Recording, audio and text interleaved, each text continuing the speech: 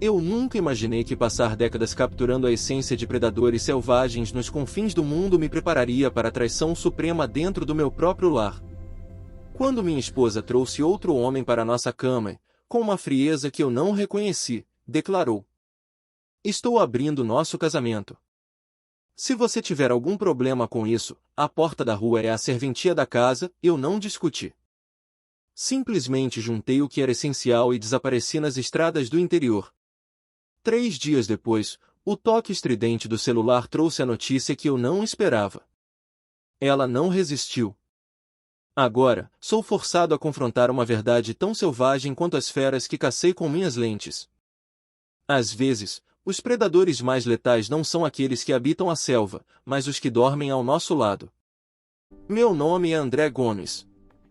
Aos 49 anos, consolidei minha carreira como dono de uma galeria de fotografia de natureza em Curitiba, que hoje é um ponto de referência cultural no Batel. Minha trajetória na captura da beleza bruta e indomável da vida selvagem me levou a percorrer 6 continentes, garantindo-me publicações de capa na National Geographic e o cobiçado Prêmio de Fotógrafo de Natureza do Ano. No entanto, nenhum clique perfeito, nenhuma luz de hora dourada que já registrei, poderia se comparar ao impacto do momento em que percebi que minha vida pessoal não passava de uma mentira meticulosamente arquitetada. Conheci Valéria Carvalho em um leilão beneficente luxuoso, onde uma das minhas ampliações de uma onça pintada no Pantanal estava sendo disputada em prol da conservação ambiental. Ela exalava elegância, demonstrava uma inteligência aguçada e parecia genuinamente fascinada pelo propósito do meu trabalho. Em menos de um ano, trocamos alianças. Na época, acreditei piamente ter encontrado a parceira ideal. Alguém que não apenas aceitava, mas compreendia minha necessidade vital de sumir pelo Cerrado ou pela Amazônia por semanas a fio, alguém que valorizava minha arte e transformava nossa casa em um refúgio acolhedor. Quando nos conhecemos, sua filha Larissa tinha apenas 10 anos e lidava com o abandono do pai biológico. Após o casamento, adotei Larissa legal e emocionalmente ela se tornou minha filha em cada fibra do meu ser e em todos os sentidos que realmente importam. Aos 16 anos, a tragédia nos testou. Um acidente de rapel na Chapada Diamantina a deixou paralisada da cintura para baixo. Os prognósticos médicos eram sombrios, afirmando que ela jamais recuperaria a mobilidade, mas eles não conheciam a determinação férrea que corria em suas veias. Hoje, aos 26 anos, Larissa é o meu maior orgulho. Uma campeã paralímpica de corrida em cadeira de rodas, com foco totalmente voltado para os próximos jogos. Ela herdou minha teimosia inabalável e a beleza marcante da mãe. O porte atlético e os cabelos castanhos acobreados que parecem incendiar sob a luz do sol. Na última primavera, encerrei uma expedição de 3 semanas no Pantanal mato-grossense antes do previsto. O campo tinha sido generoso, consegui flagrar uma interação raríssima entre uma família de ariranhas e um jacareaço. Exausto, mas vibrante com o material inédito, cheguei em casa às 2 da manhã, surpreendendo o cronograma que me colocaria ali apenas na tarde seguinte. A residência estava mergulhada no silêncio, exceto pela presença de um carro desconhecido na garagem. Inicialmente, não dei importância e imaginei ser algum amigo de Valéria que teria ficado para o jantar e acabado por usar o quarto de hóspedes. Depositei meu equipamento com o zelo de sempre, abri uma cerveja gelada e segui para o escritório para iniciar o backup dos cartões de memória, adiando o cansaço. Foi ao passar pela porta do nosso quarto que o som me deteve. A risada de Valéria, uma vibração leve e cúmplice que eu não ouvia há meses. Minha mão congelou sobre a maçaneta. Havia um matiz naquele tom, uma intimidade crua que fez meu estômago dar um nó instantâneo. Logo em seguida, a voz grave de um homem murmurou algo ininteligível, seguido de um silêncio carregado. Fiquei ali, estático no corredor, com a mochila da câmera pesando no ombro, enquanto sentia 20 anos de confiança absoluta se estilhaçarem em um piscar de olhos. Depositei minha bolsa de equipamentos no chão do corredor de forma silenciosa, quase instintiva, como se estivesse camuflado na mata esperando o momento do bote. Respirei fundo, tentando oxigenar o cérebro enquanto o sangue martelava em minhas têmporas. 2 décadas de vida compartilhada, de construção de um lar e de confiança cega, deram-me o direito legítimo de entrar no meu próprio santuário sem a necessidade de anunciar minha presença. Girei a maçaneta com uma calma gélida. O que meus olhos capturaram naquele instante ficou gravado em minha mente com uma nitidez cruel, superior a qualquer registro em alta resolução que eu já tenha feito em minha carreira. Valéria estava sentada em nossa cama, segurando com elegância uma taça de espumante, acompanhada por um homem que eu nunca havia visto. Ele era visivelmente mais jovem, talvez beirando os 30 e poucos anos, exibindo um visual impecável. Cabelos cortados com precisão cirúrgica e uma aparência de quem investe mais em vaidade pessoal do que eu invisto em lentes telefóticas de última geração. André. O nome saiu da boca de Valéria em um tom que oscilava entre o choque inicial, um constrangimento fugaz, e para minha total perplexidade, uma irritação latente. Você não deveria chegar antes de amanhã à tarde. Claramente, respondi. Minha voz, por algum milagre da adrenalina, soou muito mais estável do que o sismo devastador que ocorria dentro do meu peito. Desviei o olhar para o intruso. E quem exatamente é você? O homem não se intimidou. Ele sorriu, um sorriso ensaiado e cínico, e estendeu a mão, como se estivéssemos prestes a fechar um contrato em uma sala de reuniões corporativa. Ricardo Bittencourt, consultor financeiro.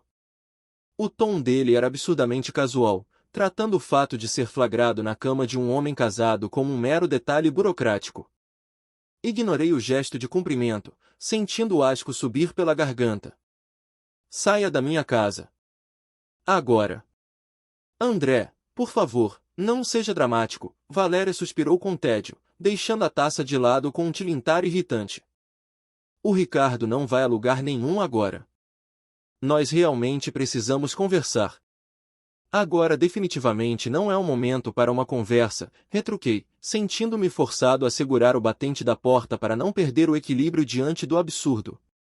Na verdade, é o momento perfeito, Valéria disse, ajeitando seu roupão de seda com uma postura desafiadora.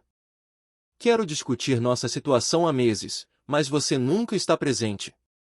Vive sempre em função de expedições, correndo atrás de onças, lobos ou qualquer outra coisa que julgue mais importante que seu casamento. Discutir o que, exatamente? A calma gélida que dominou meu tom de voz surpreendeu até a mim mesmo. Nesse momento, Valéria segurou a mão de Ricardo com uma naturalidade ofensiva. Estou abrindo nosso casamento, André. O Ricardo e eu estamos saindo há quase um ano, e cansei de viver nas sombras. Se você tiver algum problema com essa nova dinâmica. Ela apontou para a porta com uma frieza cortante. Você sabe muito bem onde fica a saída. A audácia daquelas palavras me deixou momentaneamente sem fala. Não era um deslize isolado, uma noite de bebedeira ou um erro impulsivo. Era uma estratégia calculada, uma decisão de vida tomada pelas minhas costas durante meses de dissimulação. Você tem a coragem de trazer outro homem para nossa cama e ainda me dar um ultimato? Consegui finalmente articular. Ricardo pigarreou, assumindo um ar de superioridade intelectual. Valéria e eu acreditamos que a monogamia tradicional é um conceito arcaico, uma construção social ultrapassada. Muitos casais contemporâneos estão explorando novos paradigmas de relacionamento para alcançar a plenitude. Ele falava com a cadência monótona de quem apresenta um relatório de investimentos bancários. Fora daqui, repeti, cada sílaba cortante como uma lâmina de gelo. Pai? O que está acontecendo aqui? A voz de Larissa surgiu como um choque elétrico atrás de mim. Ela devia ter percorrido o corredor em sua cadeira de rodas, despertada pela tensão que emanava das nossas vozes. Ao ver a cena, o rosto de Valéria perdeu o restante da cor. Larissa, volte agora para o seu quarto. Isso não é da sua conta. Mas é claro que é. Explodi, virando-me parcialmente para minha filha. Isso diz respeito a cada alicerce desta família que você está decidindo implodir agora. Você está sendo hiperbólico, Ricardo interveio, começando a tatear em busca das calças no chão, ao lado da cama. Dei um passo firme em direção a ele, meus punhos cerrados e a respiração pesada. Você tem exatamente 30 segundos para se vestir e desaparecer da minha frente antes que eu perca o que me resta de civilidade e o jogue por essa janela. Algo no meu olhar, moldado por anos de sobrevivência em ambientes hostis, convenceu-o de que eu não estava fazendo uma ameaça vazia. Ele recolheu suas roupas às pressas, sem um pingo da dignidade que tentará simular momentos antes. Voltei minha atenção para Larissa. Os olhos dela eram um espelho fiel da traição e da dor que eu mesmo sentia. Larissa, sinto muito. Sinto muito que você tenha sido exposta a isso. Não peça desculpas pelos erros dela, pai, ela respondeu com uma firmeza admirável, mantendo o olhar cravado na mãe. Ouvimos o som abafado de Ricardo saindo apressado, seguido pelo grito dos pneus no asfalto enquanto ele arrancava com o carro da nossa garagem. Eu não conseguia sequer encarar Valéria, ciente de que qualquer palavra proferida naquele momento poderia ser um caminho sem volta. 20 anos de memórias, viagens e sacrifícios estavam sendo reduzidos a cinzas em questão de minutos dentro daquele quarto. Precisamos conversar sobre isso como dois adultos civilizados, André, disse Valéria, apertando o nó do seu roupão de seda com uma calma que me enojava. Isso que você viu. Não precisa, necessariamente, ser o fim de tudo que construímos. Para mim, já é o fim, respondi de imediato, a voz rouca, virando-me para minha filha. Larissa, querida, você pode nos dar um momento a sós? O queixo de Larissa estava rígido, uma linha de tensão que eu conhecia bem das suas competições. Seus olhos, antes cheios de brilho, agora pareciam pedras endurecidas pela decepção. O que você tiver para dizer à mamãe, pode dizer na minha frente, pai, ela rebateu, a voz firme, sem vacilar. Eu não sou mais criança e não preciso ser poupada do desmoronamento desta casa. Valéria soltou um suspiro dramático, revirando os olhos como se fossemos nós os irracionais naquela cena grotesca. É exatamente por esse tipo de reação que eu não te contei nada antes, André. Eu sabia que você transformaria uma evolução pessoal em um melodrama barato, em vez de enxergar a oportunidade que se abre para nós. Oportunidade? Soltei uma risada seca, sem qualquer rastro de humor. Oportunidade de quê? De assistir você destruir metodicamente a nossa família enquanto toma espumante com um estranho? De evoluir. De crescer e transcender essas ideias restritivas e burguesas sobre casamento e fidelidade exclusiva, Valéria agora gesticulava, animada pela própria retórica distorcida. O Ricardo me entende de formas que você nunca se deu ao trabalho de entender. Ele valoriza o fato de que eu sou uma mulher com necessidades que vão muito além de ser apenas. Para, mãe! Chega! Larissa a interrompeu com um grito que ecoou pelas paredes do quarto. O pai não foi nada além de um porto seguro para você por 20 anos. Ele me adotou, me deu um nome e dignidade quando meu próprio pai biológico nos descartou. Ele construiu aquele ateliê impecável para você no jardim para que você tivesse seu espaço. Ele atravessa o mundo, pega 3 aviões e dorme em aeroportos para estar aqui em cada aniversário meu, mesmo vindo dos lugares mais remotos do planeta. A expressão de Valéria escureceu instantaneamente. O narcisismo dela não suportava o espelho que a filha colocava à sua frente. Você sempre toma o lado dele, Larissa. Sempre. Você não faz ideia do que é ser casada com um fantasma, com alguém que nunca está presente. Alguém que está sempre caçando a foto perfeita em algum fim de mundo, enquanto eu fico aqui, mofando nesta casa, cuidando de tudo. Eu já tinha ouvido o suficiente. As justificativas dela eram como ácido. Caminhei em silêncio até o closet, ignorei a presença dela e puxei meu mochilão de expedição, aquele que já tinha aguentado tempestades no Alasca e o calor do Saara. O que você pensa que está fazendo? Valéria perguntou, sua voz subindo um tom, denotando uma ansiedade repentina. O que você mesma sugeriu, respondi, começando a dobrar e guardar minhas roupas com uma calma metódica, quase robótica. Estou indo embora. Não seja ridículo, André. Para onde você vai a uma hora dessas? Deixe de ser impulsivo. Continuei fazendo a mala, ignorando seus protestos. Adicionei meu equipamento fotográfico reserva, os HDS externos que continham o trabalho de uma vida e, por fim, peguei o porta-retrato com a foto da Larissa mordendo sua primeira medalha de ouro paralímpica. Eu tenho o chalé na Serra da Graciosa. Você sabe disso. É para lá que eu vou. Você não pode simplesmente virar as costas para 20 anos de história por causa de um desentendimento. Valéria insistiu, e notei que sua confiança inabalável começava a dar lugar ao medo da solidão. Nós precisamos resolver isso formalmente. Fechei o zíper da mochila com força. O som do trilho correndo foi como um ponto final. Não há absolutamente nada para resolver, Valéria. Você fez sua escolha há um ano, quando deixou aquele sujeito entrar na sua vida. Segundo suas próprias palavras, agora eu estou fazendo a minha. Larissa manobrou a cadeira de rodas com agilidade até o meu lado e segurou minha mão. Eu vou com você, pai. Não fico nesta casa nem mais um minuto. Não, querida. Você tem treino pesado amanhã cedo na pista, eu disse suavemente, acariciando seu rosto. Seu técnico vai me matar se você faltar por causa dessa bagunça. Fique, descanse o que puder. Então eu vou te encontrar lá no sábado, sem falta, ela insistiu, as lágrimas finalmente começando a aparecer nos cantos dos olhos. Assenti, dei um beijo em sua testa e, então, encarei Valéria pela última vez. Voltarei para pegar o restante das minhas coisas e o meu equipamento pesado quando o consultor não estiver por perto. Espero que ele valha o preço que você está pagando. André, você está exagerando as coisas. Valéria tentou uma última cartada, mas a força estava sumindo de sua voz, substituída por um vazio que ela mesma cavou.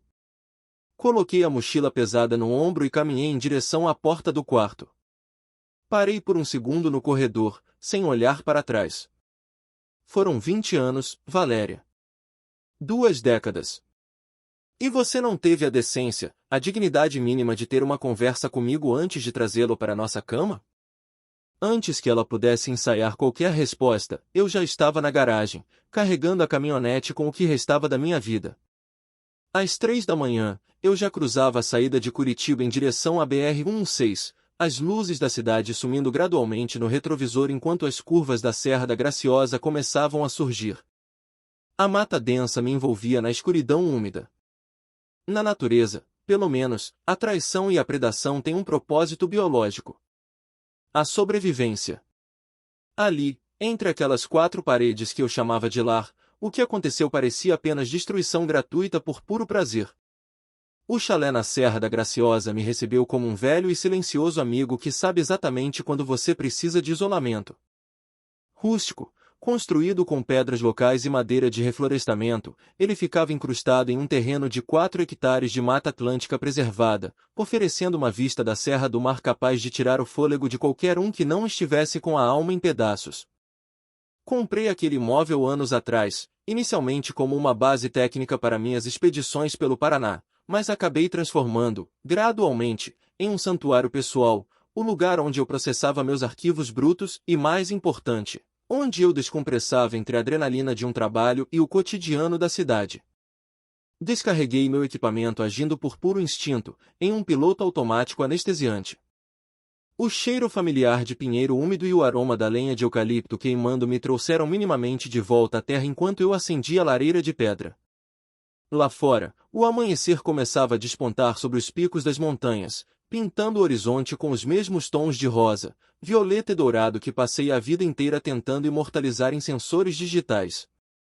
Mas, pela primeira vez em 30 anos de carreira, deixei minha câmera intocada na mochila. A beleza do mundo parecia uma afronta ao meu estado de espírito. Meu celular não parava de vibrar no console da caminhonete desde que cruzei os limites de Curitiba. Valéria tinha ligado 17 vezes e deixado 9 mensagens de voz que eu evitava abrir. Por um impulso mórbido, ou talvez por um resto de hábito, ouvi a primeira. André, para com isso. Essa atitude é infantil e não combina com você. Volte para casa agora para conversarmos como adultos funcionais. O Ricardo não volta mais hoje, eu prometo. Vamos resolver isso. Apaguei a mensagem sem ouvir as outras. A voz dela, carregada daquela condescendência habitual, me causava náuseas. Em vez de retornar, liguei diretamente para a gerente da minha galeria, a Luciana, a pessoa que realmente mantinha o meu lado profissional girando. Oi, chefe. Ela atendeu com o entusiasmo de sempre. Achei que você só apareceria por aqui amanhã à tarde. Já quer ver as provas da nova exposição? Mudança drástica de planos, Luciana, respondi, lutando para manter a voz neutra e não transparecer o tremor nas mãos. Estou no chalé da Serra. Poderia cuidar de absolutamente tudo na galeria pelos próximos dias? Preciso de um tempo indeterminado. Luciana trabalhava comigo há 8 anos. Ela conhecia meus silêncios e meus humores bem o suficiente para ler as entrelinhas do que eu estava omitindo. Entendido, André. O que você precisar? Está tudo bem por aí? Não muito, Luciana. Mas vai ficar. Fiz uma pausa longa, sentindo o peso das palavras. Se a Valéria aparecer por aí ou ligar, diga que estou em campo, em um local sem sinal. Por favor, não diga onde eu realmente estou. Sob hipótese alguma. Depois de desligar, silenciei o aparelho e o joguei no fundo do sofá de couro. Pelos 2 dias seguintes, vivi em um estado de suspensão existencial. Cortei lenha até que meus braços latejassem de dor, fiz trilhas íngremes pelos arredores até minhas pernas cederem e tomei incontáveis canecas de café na varanda, observando as aves de rapina sobrevoarem as araucárias em busca de presas. À noite, acompanhado de uma dose generosa de cachaça envelhecida em carvalho, eu apenas encarava as brasas na lareira, tentando processar a física impossível de como 20 anos de vida puderam se desintegrar em apenas 20 minutos de confronto. Na terceira manhã, um som familiar e mecânico quebrou o silêncio da serra. Um motor adaptado da van da Larissa. Saí para a varanda e a vi manobrar com a perícia de quem domina cada centímetro de sua autonomia, subindo a rampa de acesso que eu mesmo projetei e instalei anos atrás. Você está com uma aparência horrível, pai, ela anunciou sem rodeios, notando minha barba por fazer, as olheiras profundas e as roupas amassadas que eu não trocava desde que chegará. Apesar do peso no peito, um sorriso genuíno surgiu no meu rosto. Bom te ver também, filha. Fico feliz que você tenha vindo. Ela parou a cadeira ao meu lado e me estendeu um saco de papel pardo, de onde emanava um aroma reconfortante. Trouxe café em grãos de verdade e aquelas broas de milho úmidas que você tanto gosta, lá da padaria do centro. Imaginei que estivesse vivendo à base de vento e arrependimento. Sentamos em um silêncio confortável por um longo tempo, apenas vendo a neblina da manhã subir do vale e lamber as copas das árvores. A mãe está surtando de verdade, Larissa finalmente quebrou o gelo. Ela ligou para cada contato da sua agenda, para cada fotógrafo e curador que conhecemos tentando te rastrear. Está furiosa porque perdeu o controle da narrativa. Deixe que ela se preocupe com o que quiser, respondi, com uma amargura que ainda queimava na garganta. O problema dela agora é com o consultor de novos paradigmas. Larissa me estudou com uma profundidade que me fez desviar o olhar. Não foi por causa do surto dela que eu vim até aqui, pai. Eu não dou a mínima para o pânico ou para o ego ferido dela. Eu vim porque me importo com você. Com o que isso está fazendo com a sua cabeça? A franqueza dela me atingiu com a força de um soco no estômago. Aquela jovem mulher, que enfrentará mais traumas e barreiras físicas aos 26 anos do que a maioria das pessoas enfrentaria em 3 encarnações, era quem estava ali, tentando me manter inteiro. Eu estou bem, Larissa. Só preciso de espaço, tentei mentir, mas minha voz falhou. Não, você não está nada bem, ela rebateu com autoridade. Mas você vai ficar. Nós dois vamos passar por cima disso. Ela hesitou por um segundo, seus dedos hesitando sobre a tela do celular. O semblante dela mudou de acolhedor para algo sombrio e preocupado. Pai. Tem uma coisa que você precisa ver. Antes que alguém te ligue ou você veja por acaso. Acabou de sair nos principais portais de notícias de Curitiba. Peguei o celular da mão dela, sentindo um frio súbito subir pela espinha. Encarei a tela, tentando processar a manchete que saltava em letras garrafais, acompanhada por uma foto de arquivo da nossa fachada. Esposa de renomado fotógrafo curitibano é socorrida em estado crítico após suposta tentativa de suicídio em residência no Batel. Minhas mãos tremiam visivelmente enquanto eu tentava focar as palavras na tela do celular. De acordo com a reportagem do portal, Valéria foi encontrada inconsciente em nossa casa no Batel na noite anterior, após supostamente ingerir uma combinação perigosa de álcool e medicamentos controlados. O texto mencionava que um amigo próximo a descobrira e acionara o SAMU às pressas. Agora, ela lutava pela vida na UTI do Hospital Santa Cruz, em estado crítico, sob observação constante. Isso é real, Larissa? Minha voz soou estranha aos meus próprios ouvidos, como se viesse de algum lugar muito distante, abafada por uma redoma de vidro. Larissa assentiu com um pesar profundo, os olhos marejados. Recebi a ligação do hospital ontem à tarde, pai. Eles tentaram contato com você insistentemente, mas você estava sem sinal ou com o aparelho desligado. Eu não quis te contar por telefone. Precisei vir até aqui. Por que ela faria uma coisa dessas? A pergunta ficou suspensa no ar, incompleta.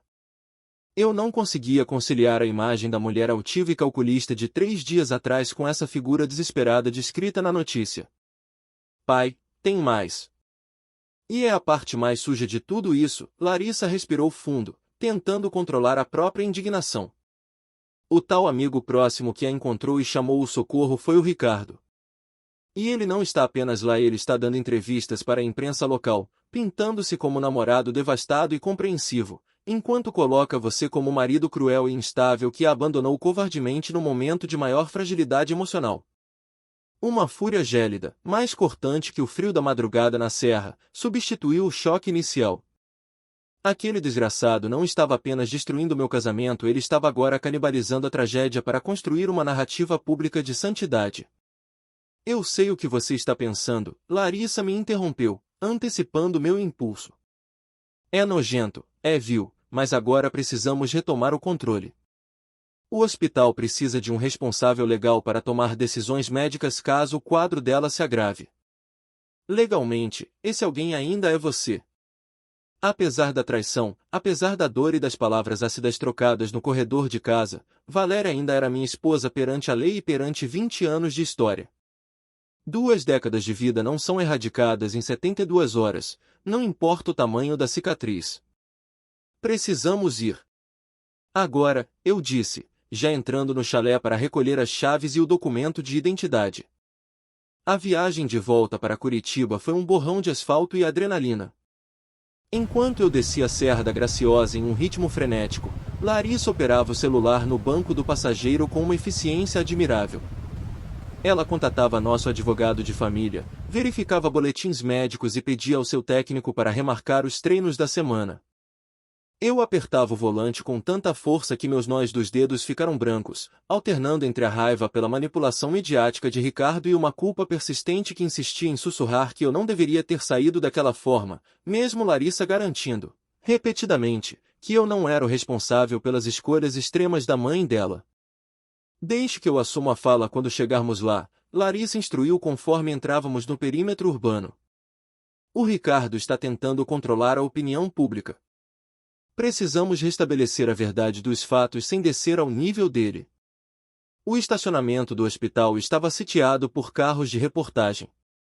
Assim que estacionei a caminhonete, um repórter de uma emissora local reconheceu o veículo e correu em nossa direção, microfone em punho. Senhor André Gomes, pode nos dar uma declaração sobre o estado de saúde de sua esposa? Fontes ligadas à família afirmam que o senhor a deixou após uma discussão violenta. Isso teria sido gatilho para a tentativa de tirar a própria vida? Eu senti o sangue subir ao rosto e menções de responder, mas Larissa interveio com uma suavidade gélida e autoritária, posicionando sua cadeira de rodas como um escudo entre mim e a lente da câmera. Meu pai acaba de ser informado desta tragédia e cruzou o estado para estar ao lado da esposa, como sempre fez nos últimos 20 anos. A família exige privacidade e respeito neste momento de dor. Qualquer boato ou insinuação sugerindo abandono é categoricamente falso e será tratado judicialmente como calúnia. É tudo o que temos a declarar por hora. O repórter recuou, visivelmente surpreso com o tom de comando daquela jovem atleta.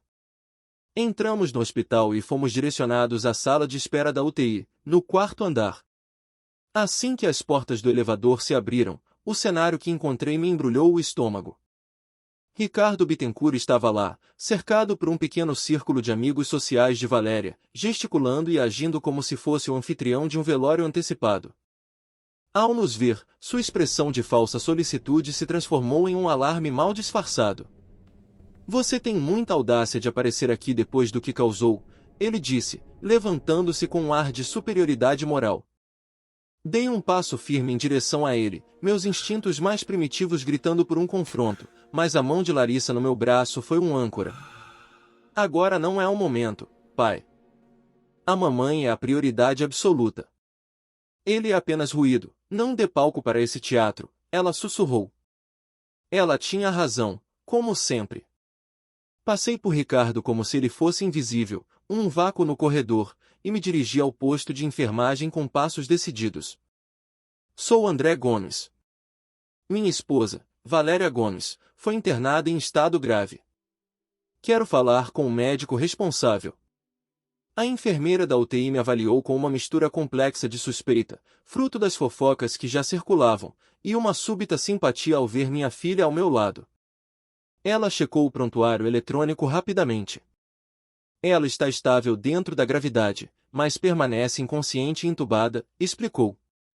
"O intensivista de plantão virá falar com os senhores em breve para dar mais detalhes técnicos." "Eu posso vê-la?" perguntei, a urgência transbordando na voz. A enfermeira hesitou por um breve segundo, consultando as anotações. "O acesso está restrito à família direta neste momento, senhor Gomes. Eu sou o marido dela." "O único marido", afirmei com uma firmeza que não admitia contestação. "É que parece haver uma certa confusão administrativa aqui", ela respondeu, lançando um olhar desconfortável para a sala de espera onde Ricardo nos vigiava. Aquele outro senhor se identificou como companheiro e responsável pela internação. Larissa se adiantou, sua voz cortando o impasse como uma lâmina. "Meu pai é o marido legal e legítimo de Valéria Gomes há 2 décadas. Aquele homem é um estranho que a conhece há menos de 1 ano e não possui qualquer vínculo jurídico ou familiar. Podemos fornecer a certidão de casamento e toda a documentação necessária em minutos, se a administração preferir resolver isso via departamento jurídico." A enfermeira assentiu imediatamente, devidamente repreendida pela clareza de Larissa. "Não será necessário, compreendo perfeitamente. Por favor, acompanhe-me, senhor Gomes." Ao entrar no box da UTI onde Valéria estava, a visão dela me atingiu com a força de um soco. Ela parecia dolorosamente pequena e pálida contra a imensidão branca dos lençóis hospitalares, cercada por um emaranhado de tubos, fios e monitores que apitavam em um ritmo monótono e assustador. Seu cabelo acobreado, sempre impecável, estava opaco e desarrumado sobre o travesseiro. Sentei-me na cadeira de plástico ao lado da cama, sentindo um peso insuportável nos ombros, sem saber o que fazer com as mãos ou o que dizer para aquela mulher que, em tão pouco tempo, tinha passado de parceira traidora e agora sobrevivente. Apesar da traição dilacerante, vê-la ali, tão vulnerável e dependente de máquinas para respirar, despertou em mim instintos de proteção que eu julgava terem morrido naquela noite no batel. O fotógrafo em mim via a tragédia da cena, o homem em mim sentia o desmoronamento final de um mundo. A enfermeira garantiu que o médico plantonista chegaria em poucos minutos, deixando-nos em um isolamento necessário. Segurei cuidadosamente a mão de Valéria, notando com um aperto no coração como sua pele estava gélida e sem vida. "Estou aqui, Val", murmurei, incerto se ela podia me ouvir. Suas pálpebras tremeram levemente, um espasmo quase imperceptível, mas não se abriram. Por quase 1 hora, permaneci sentado naquele silêncio estéril, observando o subir e descer ritmado de seu peito sob o lençol e ouvindo o bip hipnótico e constante do monitor cardíaco. A raiva incandescente que me sustentava desde que saí de casa, alimentada pela traição, fora temporariamente ofuscada por uma névoa de preocupação e uma confusão avassaladora. Adra. Rezende chegou logo depois. Era uma mulher alta, de gestos precisos, olhos gentis e uma postura profissional direta, sem rodeios. Ela explicou que, embora Valéria estivesse fisicamente estabilizada, a equipe médica monitorava de perto possíveis danos hepáticos e renais devido à toxicidade da combinação de substâncias que ela havia ingerido. Isso foi uma tentativa real de suicídio, Dra. Perguntei em voz baixa, quase temendo a resposta. A Dra. Rezende considerou a pergunta com uma cautela clínica, escolhendo as palavras como se pisasse em terreno instável. Na minha perspectiva profissional, André, as ações da Sra. Gomes sugerem mais um pedido de socorro desesperado do que um esforço metodicamente determinado para encerrar a própria vida. O timing da chamada para os serviços de emergência e a dosagem indicam que, em algum nível, ela esperava ser encontrada e socorrida a tempo. Encontrada pelo Ricardo, completei com uma amargura que ainda queimava como bile. Sobre isso, não posso tecer comentários, Dra. Rezende respondeu com diplomacia. Mas já solicitei uma avaliação psiquiátrica obrigatória para assim que ela recuperar a plena consciência. Precisamos entender o que se passa na mente dela. Assim que a médica se retirou, Larissa entrou no box da UTI. Sua expressão estava tensa, as mãos apertando o aro da cadeira de rodas com força. Pai, tem um policial lá fora, o delegado Santos. Ele insiste em falar com você agora mesmo. O delegado Santos era um homem compacto, de ombros largos e olhos observadores que pareciam catalogar cada detalhe do ambiente. Ele se apresentou como parte do departamento que investigava incidentes domésticos graves.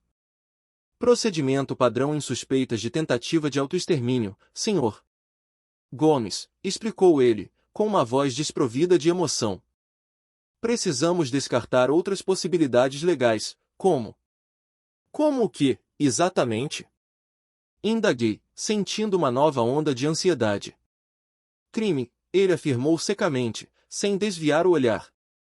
Ou tentativas encenadas para autopromoção, publicidade ou até mesmo fraude contra seguros de vida. Encarei-o, absolutamente incrédulo, sentindo o peso daquela insinuação. Você não pode estar falando sério, delegado. Minha esposa está ali, entubada. Não estou sugerindo que seja o caso, Sr. Gomes. Estou apenas cobrindo todas as bases investigativas. Ele consultou um caderno de notas desgastado. O amigo da sua esposa, o Sr. Ricardo Bittencourt, mencionou formalmente que o senhor abandonou a casa da família há 3 noites após um confronto violento. Ele sugeriu, inclusive, que o seu abandono emocional e material pode ter sido o gatilho direto para as ações dela.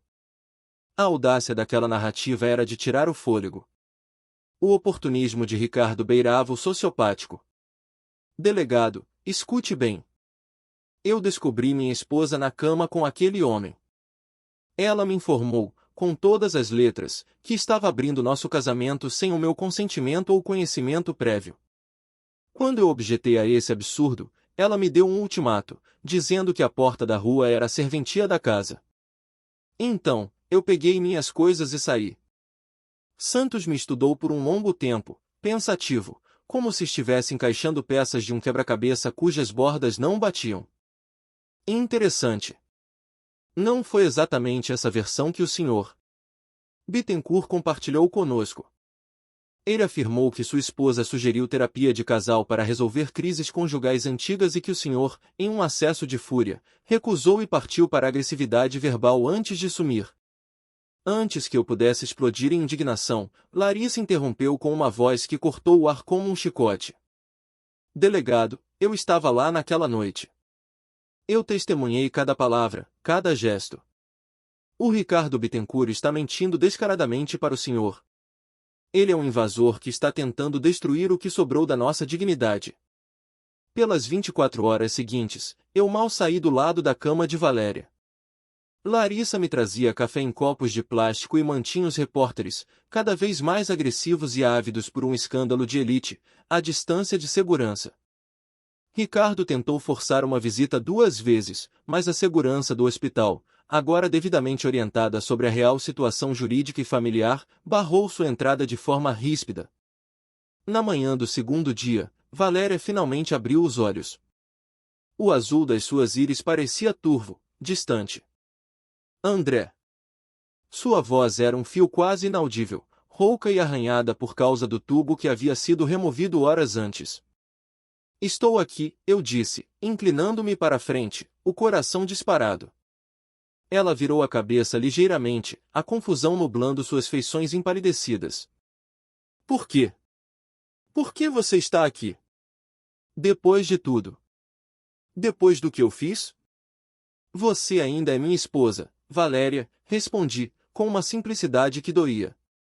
Lágrimas pesadas encheram seus olhos e rolaram pelas têmporas, sumindo no travesseiro. Eu nunca quis que nada disso acontecesse. Qual parte, Valéria? Perguntei, sem conseguir conter a mágoa. O olhar dela caiu, incapaz de sustentar o meu. Nada disso. O Ricardo. Ele não era o que eu pensava, ela murmurou, a voz falhando. Adra. Rezende tinha me avisado expressamente para não agitar Valéria, mas eu precisava de respostas para as perguntas que me devoravam por dentro. Por que você tomou aquelas pílulas, Val? O álcool, os remédios. Você queria mesmo nos deixar? Eu não fiz isso, ela sussurrou, com uma urgência repentina. Não intencionalmente, André. Eu juro. Franzi a testa, sentindo um calafrio percorrer minha espinha. O que você quer dizer com não intencionalmente? O Ricardo. Ele trouxe vinho para relaxar depois que você saiu. Ele disse que eu estava muito nervosa, que precisava descansar. Ele me deu algo para a ansiedade. Disse que era um calmante leve que o ajudaria a dormir também. A próxima coisa que eu lembro é de acordar aqui, com essa dor no peito. Um sentimento gelado e sombrio se instalou definitivamente no meu estômago. A predação tinha mudado de forma. Valéria. Você está sugerindo que ele drogou você? Eu não sei, ela admitiu em prantos. Mas depois que você bateu a porta e saiu, ele mudou instantaneamente. Ele parou de ser o consultor compreensivo.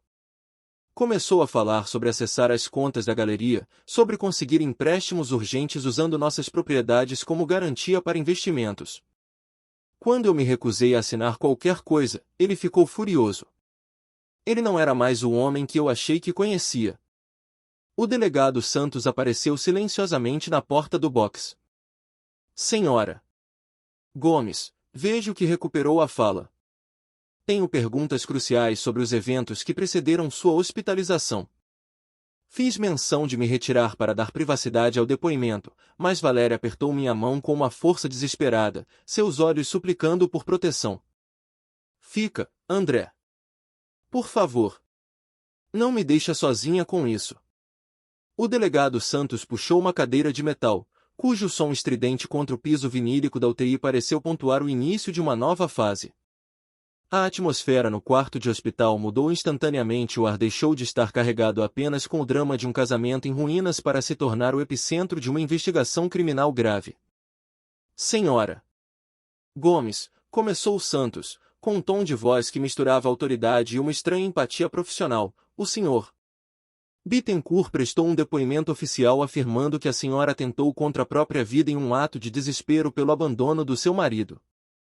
No entanto, o que a senhora acaba de relatar sugere uma dinâmica muito diferente. Precisamos de detalhes. O que exatamente aconteceu nos minutos que se seguiram após a saída do senhor André? Valéria buscou o meu olhar, como se procurasse uma âncora antes de mergulhar em uma memória traumática, e depois encarou o delegado. Sua voz, ainda prejudicada pela intubação, saía trêmula, mas carregada de uma clareza tardia. O Ricardo. Ele sofreu uma metamorfose no momento em que a porta da frente bateu. A máscara caiu antes mesmo de o carro do André sair da garagem. Ele não estava mais interessado em filosofar sobre abrir o casamento ou sobre liberdade afetiva. De repente, ele começou a falar, com uma agressividade técnica, sobre as escrituras da galeria, sobre os prazos de vencimento dos meus fundos de investimento e sobre a liquidez das nossas contas. Ele disse que, já que o André tinha ido embora de vez, eu precisava urgentemente de um gestor profissional para evitar que meu patrimônio fosse dilapidado em um divórcio. Ela fez uma pausa dramática para beber um gole de água, as mãos ainda tão instáveis que o copo plástico estalava entre seus dedos.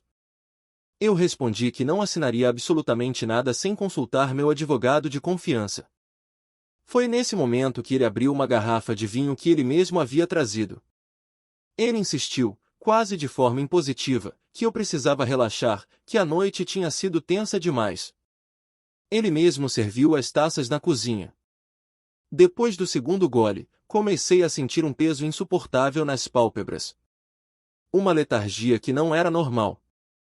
Ele me estendeu um comprimido branco, alegando ser um ansiolítico comum, um que ele sabia que eu já tomava esporadicamente. Mas, depois que engoli, eu apaguei quase imediatamente. O mundo simplesmente desapareceu. O delegado Santos anotava cada vírgula em seu caderno com uma agilidade mecânica. Fizemos um painel toxicológico completo assim que a senhora deu entrada no pronto-socorro, informou o delegado, fechando o caderno e cruzando os braços. Encontramos níveis alarmantes de um sedativo de uso hospitalar potente, totalmente incompatível com a sua medicação habitual. Além disso, a perícia digital descobriu que, enquanto a senhora estava desacordada, o Sr. Bittencourt tentou acessar suas contas bancárias online diversas vezes, utilizando seu reconhecimento facial e posicionando o celular diante do seu rosto inerte. O choque na sala foi palpável. O silêncio que se seguiu foi quebrado apenas pelos bips do monitor. Ricardo não era apenas um amante oportunista ou um vigarista sentimental, ele era um predador financeiro profissional, um engenheiro social de alto risco. Onde esse desgraçado está agora? Perguntei, sentindo uma onda de proteção instintiva que eu acreditava ter sido enterrada sob os escombros do meu casamento. Ele foi detido preventivamente ao tentar deixar as dependências do hospital pela saída de serviço, logo após saber que o senhor havia chegado, respondeu Santos com um meio sorriso de satisfação. Parece que o senhor Ricardo Bittencourt é uma identidade tão volátil quanto as promessas dele. Ele tem outros 3 nomes ativos em diferentes estados brasileiros. Marcos Oliveira, seu nome real, é especialista em aplicar o que chamamos de golpe do amor em mulheres de alto poder aquisitivo em Curitiba, São Paulo e Rio de Janeiro. Larissa, que ouvia tudo encostada no batente da porta, entrou no quarto com a cadeira de rodas. Então toda aquela retórica sobre amor livre, novos paradigmas e evolução espiritual era apenas um roteiro decorado para o golpe? Ela perguntou, a voz transbordando um desprezo legítimo. Exatamente, confirmou o delegado. Ele estuda os alvos com precisão. Escolhe mulheres cujos maridos viajam com frequência ou são emocionalmente ausentes devido ao trabalho. Ele se infiltra na rotina, cria um conflito artificial para causar a ruptura e tenta isolar a vítima de sua rede de apoio para assumir o controle total dos bens. Valéria começou a chorar, um choro convulso e soluçado que parecia vir das entranhas. André. Meu Deus, eu sinto muito. Eu fui tão cega, tão terrivelmente vaidosa. Eu deixei esse monstro entrar na nossa intimidade, na nossa casa. Eu permiti que ele destruísse tudo o que construímos por causa de uma mentira bem contada. Eu não sabia como reagir. A traição ainda estava ali, vívida e dolorosa, mas a compreensão de que ela quase perderá a vida nas mãos de um criminoso profissional mudava o ângulo da dor. Eu passei a vida salvando-a de perigos hipotéticos em minhas expedições, mas falhei em perceber o predador que se camuflava sob a luz da nossa própria sala de estar. Nos dias que se seguiram, a verdade emergiu de forma avassaladora. Marcos Oliveira tinha planejado cada passo, desde o encontro casual no leilão beneficente, onde estudou meus catálogos, até a encenação na cama, projetado especificamente para ferir meu orgulho e me fazer abandonar o campo, deixando Valéria vulnerável e sob seu total domínio. Valéria recebeu alta uma semana depois. No entanto, ela não retornou para nossa casa no Batel.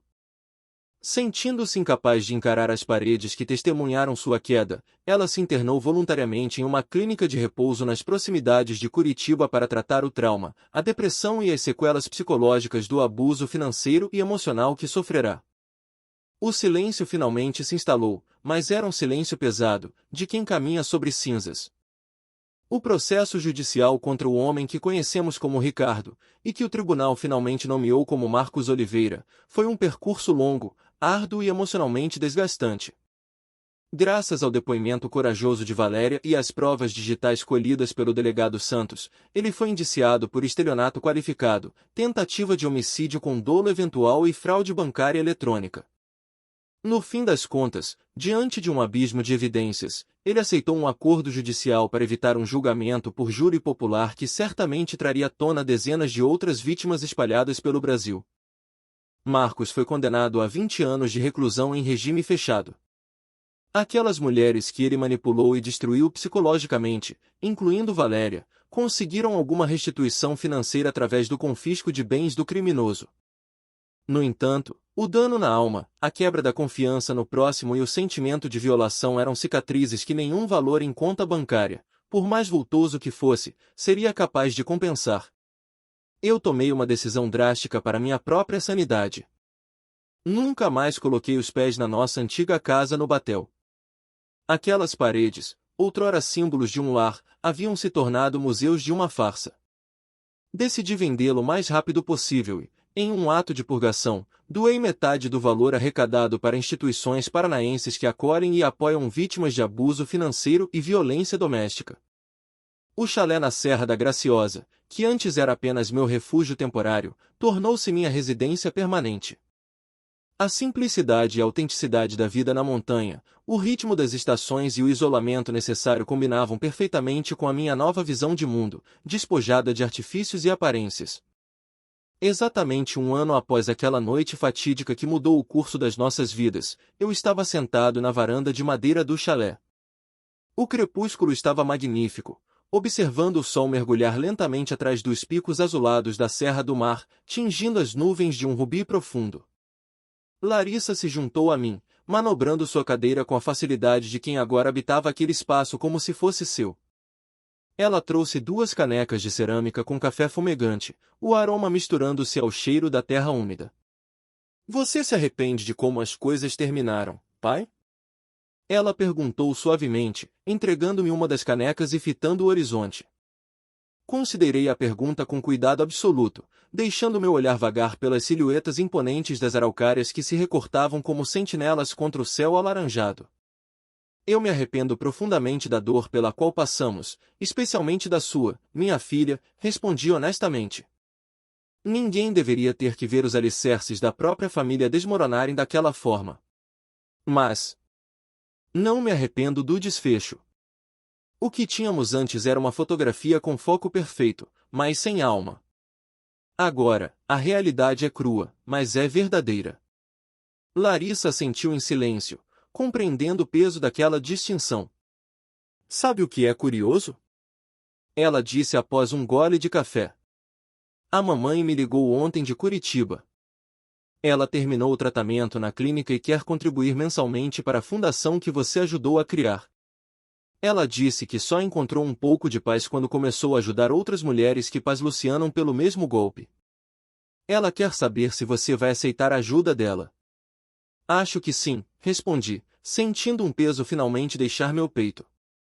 Algumas coisas valem a pena ser salvas, Larissa. Talvez não na forma original, talvez não como um casal, mas como seres humanos que aprenderam com um erro. Enquanto a escuridão se assentava suavemente sobre as montanhas e os sons noturnos da mata ganhavam vida em uma sinfonia de grilos e corujas, percebi algo fundamental. Embora meu casamento não pudesse ter sido salvo da predação, algo infinitamente mais valioso havia emergido das cinzas daquela traição. Uma verdade sem filtros, um propósito de vida renovado e o laço inquebrável, agora temperado pelo fogo, com a filha que a vida me deu por escolha, e não por sangue. Eu ainda era um fotógrafo de predadores, mas agora eu sabia exatamente como reconhecer a luz, mesmo na mais profunda escuridão. Obrigado por ouvir minha história até o fim. Se ela tocou você, deixe um like, escreva nos comentários o que mais te marcou e não se esqueça de dizer de onde você é. Inscreva-se no canal, muitas outras histórias ainda estão por vir.